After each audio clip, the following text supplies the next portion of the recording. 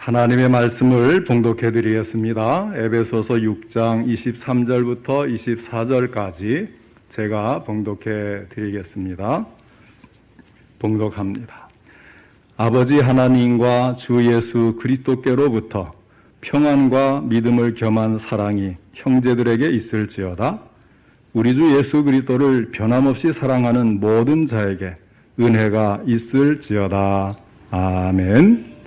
오늘은 변함없이 주를 사랑하는 자, 이 제목으로 함께 말씀을 듣겠습니다. 오늘도 하나님께서 예배드린 우리 성도님들을 만나주시고 생명의 말씀을 통해 풍성한 은혜를 내려주시기를 축원합니다. 먼저 하나님께 기도드리겠습니다. 사랑과 은혜가 풍성하신 하나님 아버지, 오늘도 저희들이 드리는 이 예배를 기쁘게 받으시고 귀한 말씀, 생명의 말씀을 주시니 감사를 드립니다. 이 말씀을 통해서 저희들에게 하시고자 하는 하나님의 음성이 들려줄 수 있도록 전할 때도 들을 때도 성령님이 함께 하시고 도와주옵소서. 다르게 깨닫고 믿음으로 실천할 수 있게 도와주옵소서. 예수님의 이름으로 기도하옵나이다. 아멘. 사람의 삶은 꾸준하고 성실한 정신을 가지고 살아가는 것이 좋습니다.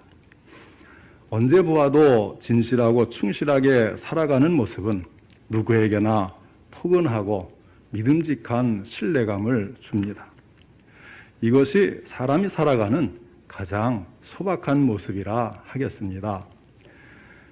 아주 오래전에는 초등학교 교과서에 토끼와 거북이 이야기가 있었습니다. 토끼와 거북이가 달리기 경기를 했지요. 잘 아는 이야기 아닙니까?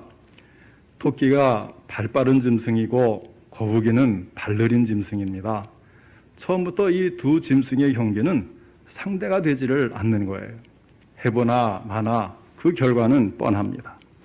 그런데 결과는 어떻습니까? 거북이가 우승을 한다는 것이죠. 자, 이 이야기는 성실도를 말해주는 우화입니다. 토끼는 자기 재주만 믿고 내 뜻대로 하다가 실패하지만 거북이는 변함없이 끝까지 성실함을 유지하여 그 결과 끝에 가서는 아주 좋은 결실을 얻는다는 이야기입니다. 이 같은 태도는 사람이 살아가는 데만 필요한 것이 아닙니다. 신앙생활을 하는데도 절대적으로 필요한 자질이라 하겠습니다.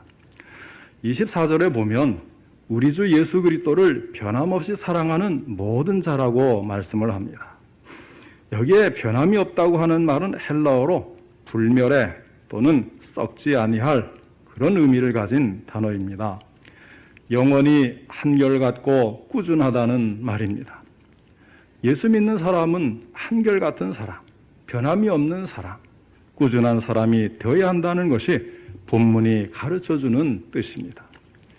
주님의 은혜를 입고 주님의 사랑을 입은 것은 주님을 변함없이 사랑하는 데 있다는 그런 말씀입니다. 그런데 우리들이 꾸준하지 못한 것이 문제가 되지요. 한결같지가 못합니다. 굴곡이 너무나 많아요. 우리가 세례를 받기 전에 학습이라는 것을 먼저 받습니다. 이것은 한국에만 있는 제도입니다. 외국에서는 내가 예수를 믿겠습니다 하고 고백을 하면 곧바로 세례를 줘요. 그런데 우리나라에서는 학습을 받고 6개월 있다가 세례를 줍니다. 이것이 우리 총회의 법으로 정해져 있습니다. 왜 굳이 학습이라고 하는 중간 기간을 두느냐 하는 거예요. 그래서 어떤 분은 이런 문제를 못마땅하게 여기는 분도 계십니다. 예수만 믿으면 되지, 굳이 교회에 등록한 지 6개월이 지나서 학습을 받고 또다시 6개월이 지나야 세례를 받게 하는 이유가 무엇이냐고 하는 것입니다. 그러나 이 제도는 그 사람의 신앙이 변함이 없는지 꾸준한지 성실한지 하는 것을 살펴볼 기간이 필요하기 때문에 만든 제도입니다. 왜냐하면 사람이 꾸준하지를 못하거든요. 이를테면 변덕 부릴 시간을 주는 것입니다. 이것이 바로 학습의 의미예요. 우리가 무슨 일을 하든지 거기에는 꾸준함과 성실함이 있어야지만, 특별히 신앙생활을 하는데 이 요소는 절대적인 것입니다. 이것이 없이는 신앙생활이 이루어지지가 않는 것입니다. 그렇기 때문에 우리는 변덕이 많은 신앙생활을 하기가 쉽습니다. 유혹이 없을 때는 교회도 열심히 나오고 성경도 읽어보려고 애를 쓰고 안 믿는 사람을 만나면 전도도 하면서 나름대로 열심을 기울여요. 그러나 어떤 유혹이 와서 자신도 모르게 꽝 하고 쓰러져 버리면 성경도 기도도 내던져 버리고 나중에는 세상적인 일을 하고 싶은 대로 다 해버립니다. 한마디로 신앙생활의 일관성이 없어져 버립니다. 사도 바울이 순교하기 직전에, 다시 말하면 그의 생애의 마지막으로 기록한 성경이 있습니다. 바로 디모데 후서입니다. 그때 그는 나이가 많고 백발이 성성한 늙은 사도로서 자기의 삶이 그때의 감옥 생활에서 순교로 끝나게 될 것을 잘 알았습니다. 물론 함께한 사람들도 그것을 알고 있었던 것 같습니다. 그때 바울이 뭐라고 하느냐 하면, 대마는 이 세상을 사랑하여 나를 버리고 데살로니가로 갔고 라고 말씀을 합니다. 주님을 열심히 믿고 사도 바울을 따르던 데마가 도중 하차를 하고 신앙을 버리고 말았던 것입니다. 왜 데마는 신앙생활을 변함없이 하지 못했을까요? 그 이유는 그가 세상을 사랑했기 때문이라고 성경은 말씀을 합니다. 주님을 잘 따르던 성도가 뒤로 물러나는 이유를 보면 그 중에서 많은 비중을 차지하는 것이 이 세상을 사랑하는 까닭입니다. 여러분, 사람이 왜 이 세상을 사랑하게 됩니까? 첫째는 돈 때문이라고 할 수가 있습니다. 대체로 주님을 잘 따르던 성도가 뒤로 물러가는 이유 중에 첫째는 돈을 사랑하기 때문이에요. 돈은 사람을 미혹하는 마력을 지니고 있습니다. 그래서 돈 버는데 정신이 팔려서 주의를 잊어버리는 사람도 있고, 헌금이 아까워서 신앙이 뿌리를 내리지 못하는 사람도 있습니다. 돈은 사람으로 하여금 비굴하게 만들고 악하게도 만들고 거짓말쟁이가 되게도 합니다. 그래서 성경은 돈을 사랑하지 말고 있는 바를 족한 줄로 알라. 그가 친히 말씀하시기를 내가 결코 너희를 버리지 아니하고 너희를 떠나지 아니하리라 하셨느니라 말씀을 합니다. 둘째는 이 세상의 정욕을 사랑했기 때문입니다. 이 세상의 정욕은 사람의 판단을 흐리게 하고 이성을 마비시키는 힘이 있습니다. 하나님보다 세상 친구가 더 좋고 세상 재미가 더 낫다는 생각이 들게 만듭니다. 그 다음에 셋째는 고난받기 싫어서. 고난이 참 어렵지요. 좋아하는 사람 세상에 어디 있겠어요. 여기 나오는 이 데마라고 하는 사람도 처음에 바울로부터 복음을 들었을 때는 순간적인 열정으로 그의 사역에 동참을 했는데, 나중에 바울이 체포되고 고난을 당하게 되니 이를 견디지 못해서 바울과 결별하면서 신앙까지도 버리게 된 것입니다. 예수 믿고 좋은 일이 있을 때는 열심히 믿는 것 같았는데 나쁜 일이 올 때는 그 자리를 회피해버리고 마는 사람이 바로 데마 같은 사람입니다. 고난은 사고나 파산이나 중병처럼 개인적인 어려움으로 올 수도 있지만, 또는 교회 안에서 사람들 간에 얽힌 여러 가지 복잡한 일 때문에 마음이 상하여 힘을 잃고 신앙마저도 잃어버리는 경우도 있어요. 나름대로 주님을 위해서 또 교회를 위해서 열심히 봉사를 해볼까 하는데 왜 그리도 말이 많은지 못 견디겠다는 것입니다. 그런 어려움을 뚫고 헌신하고 충성해야 하는데 아직까지 그만큼 주님을 사랑하지 못하기에 변함없이 주를 사랑하는 일을 하지 못하는 것입니다. 그러나 사도 바울이 감옥에 갇힌 그때에 모든 사람이 다 떠나버렸을지라도 끝까지 그와 함께한 사람들도 있었습니다. 그 중에 대표적인 사람이 바로 디모데라는 사람이죠. 사도 바울은 로마의 감옥에 갇힌 상태에서 디모데에게 너는 어서 속히 내게로 오라 이렇게 말을 하였어요. 당시 디모데는 사도 바울의 뒤를 이어서 에베소 교회에서 목회를 하고 있었습니다. 디모데는 사도 바울이 어려움을 당하고 있을 때에도 그를 떠나지 아니하고 끝까지 함께 있었고 믿음을 지켰으며 동역한 사람이었습니다. 어려울 때 함께하는 친구가 진정한 친구라는 말이 있지 않습니까? 교회 일꾼도 마찬가지예요. 어렵고 힘들 때 끝까지 맡은 직분에 충성하는 일꾼이 진짜 일꾼입니다. 하나님께서 이들을 얼마나 귀하게 여기시겠어요? 하나님의 크신 축복이 그에게 내려질 것은 너무나도 분명한 사실입니다. 우리의 하나님을 향한 신앙은 언제나 변함이 없어야 합니다. 꾸준해야 합니다. 내 기분이나 세상 돌아가는 것과는 관계가 없이 어떤 변화가 일어나도 무관하게 하나님을 향한 내 마음 자세는 꾸준해야 합니다. 항상 동일해야 합니다. 우리로 하여금 곁길로 가게 하는 세상에서 모든 유혹에 맞서 낮이고 밤이고 제자리에 있게 만드는 것, 이것이 변함없는 신앙입니다. 오늘은 물론이고 내일도 어제처럼 나도 나로 하여금 동일하게 행동하게 하는 것, 이것이 변함없는 신앙입니다. 작년에 하나님 앞에서 한 행동이 금년에도 또 내년에도 계속되는 것입니다. 많은 사람들이 피곤해하고 짜증을 느끼는 상황에서도 흔들리지 않는 견고한 태도, 이것이 변함없는 신앙입니다. 신앙생활은 이 같은 태도를 견지할 때 은혜를 받을 수 있고 자신이 복을 누리게 됩니다. 사랑하는 성도 여러분, 예수님을 보시기 바랍니다. 우리 예수님은 우리를 향해 한결같은 마음으로 대해주시는 분이십니다.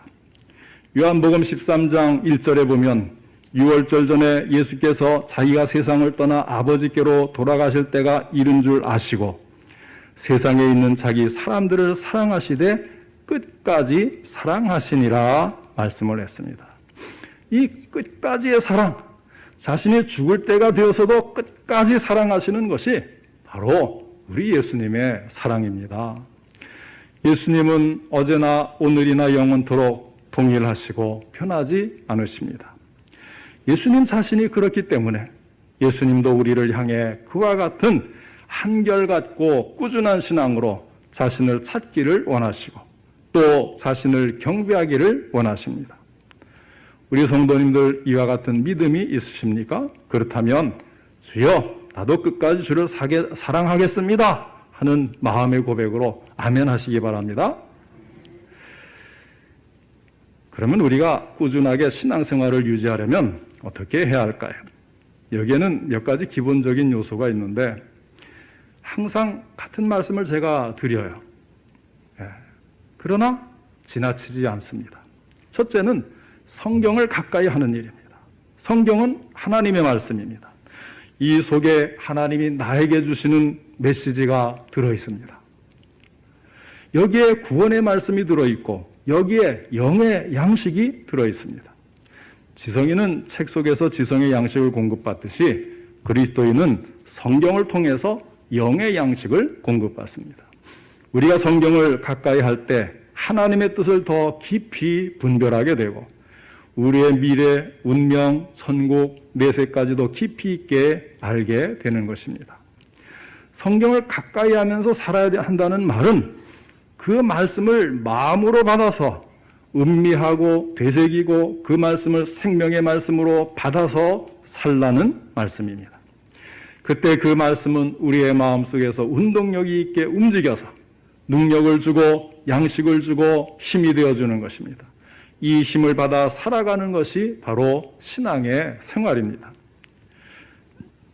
우리나라의 유명한 신학자 중 한 분이 한때 폐병으로 사경을 헤매다가 극복하고 살아난 후에 나는 그때 병상에서 성경과 함께함으로써 그 위기를 극복했다 이렇게 썼습니다.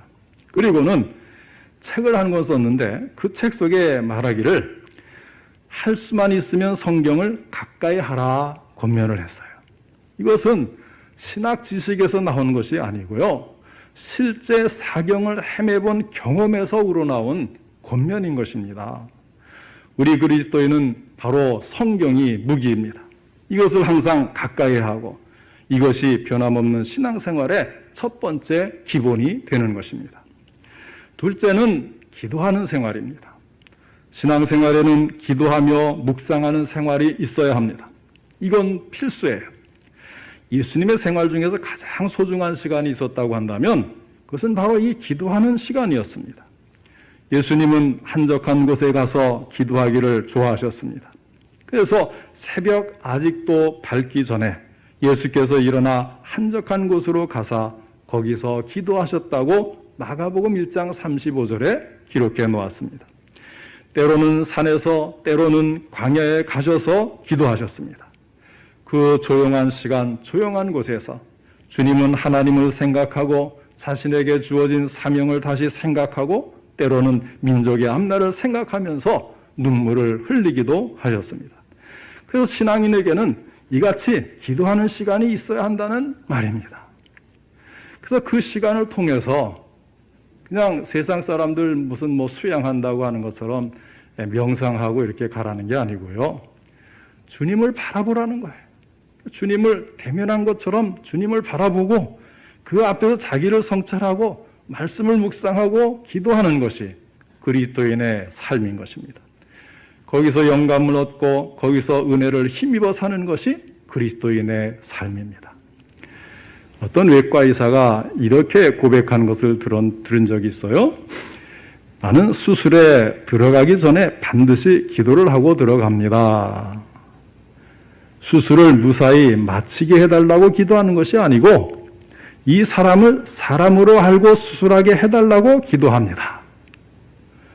사람을 놓고 매일같이 째고 자르고 꿰매고 하다 보니까 나중에는 그가 사람으로 보이는 것이 아니고 고기 덩어리로 보인다는 거예요. 실제로 외과 정형외과 제 친구 의사가 있는데요. 목공사하고 똑같다는 거예요. 대패질하고 썰고 깎고 다듬고 이렇게 또 꿰매기도 하고 그러니 사람으로 보이겠어요? 그걸 허구한 날 그걸 하고 있는데 그래서 기도를 하고 들어간다는 거예요. 이 기도를 해야 그 사람이 정말 생명 있는 사람, 영혼 있는 사람, 하나님이 자기 형상으로 만든 사람으로 보이고 사랑하는 마음으로 그것을 진지하게 할 수 있기 때문에 기도한다는 것입니다. 우리 신앙인들은 늘 기도하는 생활이 뒷받침되어야 합니다. 그렇지 않으면 하나님의 영광과는 하등 관계도 없는 인간만 남을 뿐이고 육만 있을 뿐이고 속물이 되고 맙니다. 이 상태로는 신앙인다운 신앙인이 될 수가 없는 것입니다. 신앙인은 기도를 통해서 주님의 음성을 듣고 내면의 소리를 듣고 성령의 임재하심을 듣고 느끼고 분별해야 합니다. 그때 능력이 임하고 힘이 주어지고 하나님의 은혜를 힘있게 되는 것입니다. 그때 주어지는 힘을 가지고 살아가는 것이 우리 신앙생활 아니겠습니까? 그럴 때 우리는 변함없는 신앙의 삶을 살 수가 있게 되는 것입니다. 오늘 본문에는 우리가 예수님을 변함없이 사랑할 때, 다시 말해서 변함없는 신앙생활을 할 때 오는 세 가지 복에 대해서 말씀을 해주고 있습니다. 첫째는 평안의 복입니다. 아버지 하나님과 주 예수 그리스도로부터 오는 평안입니다. 이것은 세상이 주는 평안이 아니라 하늘이 주는 평안의 복입니다. 참 평안은 하나님이 주시는 것입니다. 데살로니가후서 3장 16절에 평강의 주께서 친히 때마다 일마다 너희에게 평강을 주시고 하였습니다. 빌립보서 4장 7절에는 하나님의 평강이 그리스도 예수 안에서 너희 마음과 생각을 지키시리라고도 말씀했습니다. 또 요한복음 14장 27절에 예수님께서는 평안을 너희에게 끼치노니 곧 나의 평안을 너희에게 주노라. 내가 너희에게 주는 것은 세상이 주는 것과 같지 아니하니라 라고도 말씀을 하셨습니다. 물론 세상이 우리에게 주는 평안도 간혹 있지요. 내가 승진을 못하다가 한 자리 한 자리 올라갈 때 그 자리가 주는 평안이 있고 그것을 한동안 누리게 됩니다. 그러나 어느 순간 그 자리를 빼앗겨버리고 말 때에는 심한 고통을 더 많이 당하게 되는 것입니다. 이런 고통을 미리 상정하고 불안한 마음에 이직을 생각하는 사람들도 직장인의 무려 70%나 된다는 거예요. 여기도 저도 그래 직장생활 해봤지만 여기도 직장생활 하신 분들이 많이 있잖아요. 대부분 이직을 많이 생각해요. 뭔가 모르게 불안하거든요. 마음에 안 들거든요.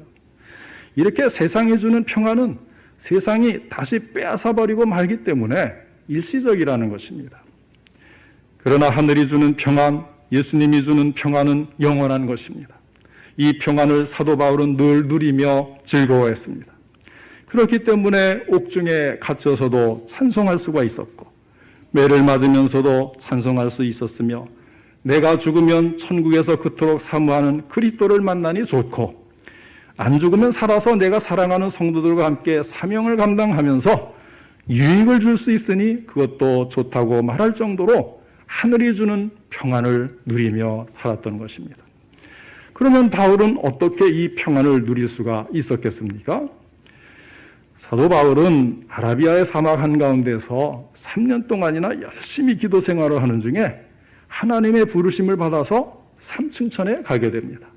삼층천이라는 것은 천국을 가리키는 성경 용어예요. 거기서 천국의 아름다움과 좋은 것을 보고 바로 여기가 나중에 내가 영원히 살게 될 것이라는 것을 깨닫고 그 몸이 다시 깨어 일어나게 됩니다. 그리고 나서 이 세상에 돌아와 보니 세상에 돈, 명예 이런 것은 너무나 보잘것 없었습니다. 자기가 돌아갈 곳을 분명히 보고 와서 세상을 보니 너무 비참하여 빨리 죽어도 좋겠다는 생각을 갖게 된 것입니다. 그러니 감옥에 가도 좋고 매맞아도 좋고 죽어도 좋다는 생각을 한 것입니다. 이것이 바로 하늘이 주는 평안입니다. 주님을 변함없이 사랑하는 자에게 이런 미래가 약속된 평안의 복이 있는 줄로 확신하시기 바랍니다. 둘째는 사랑의 복입니다. 본문 23절 하반절에 믿음을 겸한 사랑이 형제들에게 있을지어다 하였습니다. 우리 믿는 사람들에게는 믿음과 사랑이 겸하여 있어야 된다는 말입니다. 그러니까 주께서 하늘로부터 내려주시는 모든 믿음을 겸한 사랑, 다시 말하면 믿어주는 사랑입니다. 여러분, 믿어주는 사랑처럼 귀한 건 없어요. 예를 들면 동네 사람들이 남편에 대한 별별 흉을 다 모아도 아내가 남편에게 나는 남들이 뭐라고 해도 당신을 믿습니다. 이 말 한마디면 다 해결되는 것 아니겠어요? 이것이 바로 부부간의 믿음을 겸한 사랑입니다. 사랑한다고 하면서 믿지 못하는 사람이 있습니다. 위처증, 위부증인데 이런 사람을 만나면요, 반은 미칠 지경에 이르게 되는 거예요. 그런데 우리가 세상을 살면서 세상 사람들이 뭐라고 하든 주님이 나를 믿어준다면 이보다 더 큰 사랑이 어디 있겠습니까? 주님을 변함없이 사랑하는 자에게는 천하 만민이 뭐라고 해도 주님께서 우리를 믿어주는 사랑의 복이 있음을 꼭 기억하시기를 바랍니다. 셋째는 은혜의 복입니다. 24절에 우리 주 예수 그리스도를 변함없이 사랑하는 모든 자에게 은혜가 있을지어다 말씀을 했습니다. 성경에 말하는 은혜는 여러 가지 어원과 뜻이 있는데 그 중에 중요한 두 가지만 이야기하면 이런 것들이 있어요. 첫째는 카이로라는 말인데 이것은 유쾌하게 되다, 행복하다, 기쁨, 너그러움 이런 뜻을 가지고 있는 낱말입니다. 그래서 은혜는 우리가 은혜를 받으면 우리의 삶이 유쾌해지고 행복하고 기쁘고 그리고 너그럽게 해줘요. 그 다음에 두 번째는 카리스라고 하는 말인데 이것은 호의, 선물, 감사할 가치가 있는 이런 뜻으로 사용되는 낱말입니다. 그래서 오늘 여기 에베소서 6장 24절에 나오는 이 은혜가 있을지어다의 은혜는 이 카리스 두 번째 것을 사용했어요. 그래서 내가 스스로 자신에게 호의를 베풀 수는 없는 것 아니겠어요? 내가 내 돈 주고 나를 위해 물건을 산 다음에 그것을 선물이라고 말할 수는 없는 겁니다. 뭐 드라마에 보면 자기 돈으로 맛있는 거 사 먹고 나에게 주는 선물이다 뭐 이런 멋있는 말도 하지만 그건 내가 산 거지 선물이 아니잖아요. 그래서 그 은혜는 호의로 남이 나에게 주는 선물, 다시 말하면 하나님께서 나에게 호의로 주시는 선물이 바로 이 은혜라는 것입니다. 내가 받은 은혜 가운데 최상의 카리스는 하나님의 구원입니다. 이것은 최고, 최상의 선물입니다. 바울이 바로 오늘 이 말씀, 이 은혜라는 단어를 여기서 사용을 한 것입니다. 사랑하는 성도 여러분, 진짜 신앙이 무엇입니까? 변함없이 사랑해야 진짜입니다. 변함없이 예수님을 사랑하고 변함없는 신앙 생활이어야 그 신앙이 참된 것입니다. 그러므로 우리는 주님을 사랑하되 변함없이 사랑해야 합니다. 우리의 믿음은 변함이 없어야 합니다. 우리의 그리스도 안에서의 사랑도 변함이 없어야 합니다. 필요할 때만 믿고 필요할 때만 사랑하는 것은 참된 믿음도 참된 사랑도 아닙니다. 유리할 때만 믿고 사랑하는 것은 참된 사랑도 믿음도 아닙니다. 그것은 그저 이용하는 것에 불과한 것이에요. 우리 주 예수 그리스도를 변함없이 사랑하는 모든 자에게 은혜가 있을지어다. 할렐루야.